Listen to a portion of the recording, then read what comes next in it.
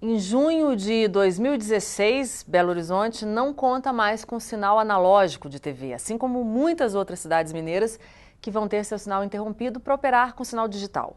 Com a promessa de imagens em alta resolução, mais mobilidade, mais interatividade, a TV digital vai ser o novo padrão televisivo. Para tentar compreender esse novo cenário, a Agenda conversou com os professores de comunicação e pesquisadores, Viviane Maia e Eduardo de Jesus, sobre esse reordenamento e sobre os desafios da TV digital.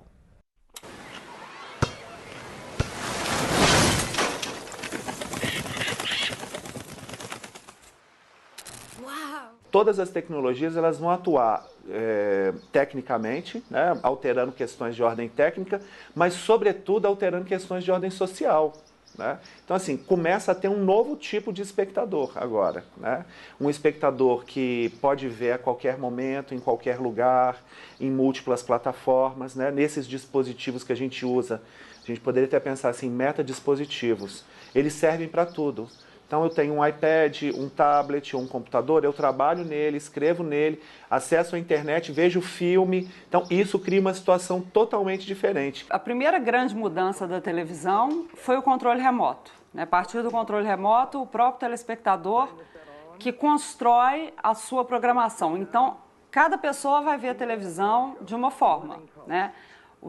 A sua costura, né, dos canais é uma, a minha é outra, a do fulano é outra. Então, essa foi eu acho que foi a primeira grande mudança, assim, nessa forma de ver a televisão, não da forma como a emissora propõe, mas da forma que você deseja. Então, isso veio primeiramente com o controle remoto, depois a gente tem esses serviços de gravação, né, que já faz parte da TV digital, que eu posso gravar e assistir a programação na hora que eu quero, que eu acho que essa é a grande tendência, né? Então eu não tenho mais aquele compromisso com horário marcado, ou seja, 8 horas todo mundo em casa vendo o telejornal. Não, eu vou ver o telejornal na hora que eu quero. É muito interessante também pensar que assim, não tem, a curto prazo, né, não tem uma substituição. O que tem são novos arranjos em relação às tecnologias que já existiam anteriormente e essas tecnologias que aparecem agora. Então, assim, a gente vai continuar assistindo televisão tradicional, a gente vai continuar indo ao cinema, a gente vai continuar vendo.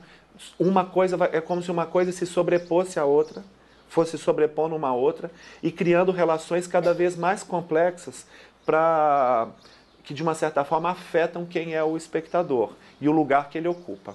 O que a televisão faz? E a lógica, né, toda a grade da programação televisiva é construída dessa forma.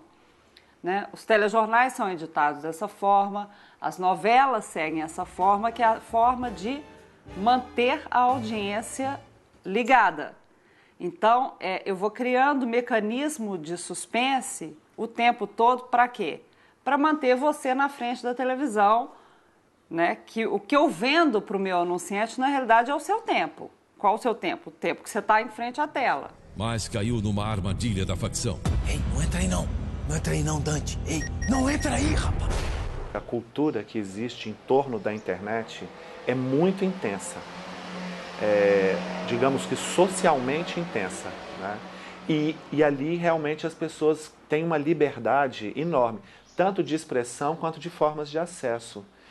E eu acho que isso é complicado, porque tinha um certo mistério aí, num certo momento, que era assim, a televisão vai sair da sala porque o computador vai ocupar esse lugar, né? Como se a questão fosse se dar num lugar físico, né?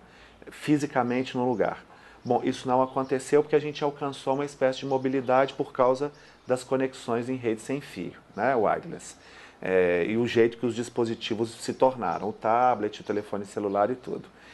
E, paralelamente, teve uma mudança nas TVs que elas se tornaram inteligentes. Né? E agora, quer dizer, o lugar da televisão na sala, numa casa tradicional, continua sendo esse lugar, a sala. Só que o aparelho mudou. Então, você vai ter uma TV para você assistir conteúdo streaming gratuito ou pago.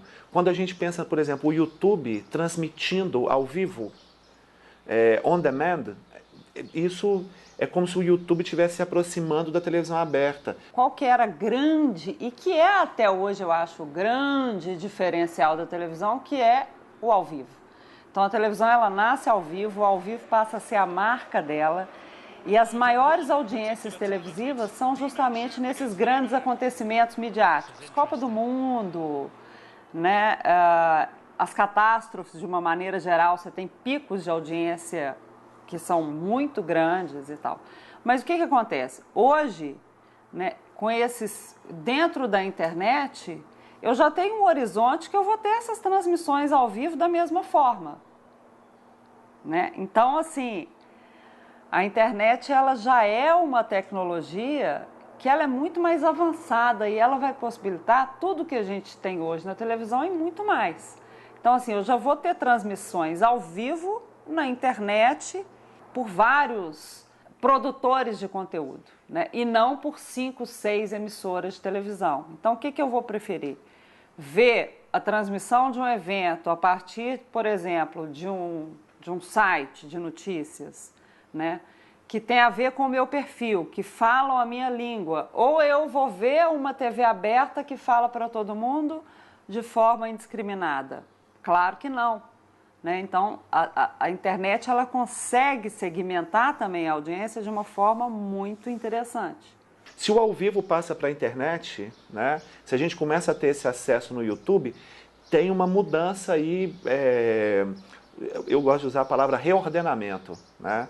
Até um aluno meu que me falou dessa palavra, eu acho ela muito adequada para dar conta do que anda acontecendo agora. Existe o sistema audiovisual, não só o nosso aqui no Brasil, mas no mundo, de um modo geral, ele está vivendo um processo de reordenamento. De norte a sul, de leste a oeste, para todas as idades, do mais sério ao mais descontraído, para todos os gostos, em todas as telas. Hoje, o que acontece? A televisão digital, ela anda, a internet, ela já está muito... Então fica, sabe essa coisa que gato e rato?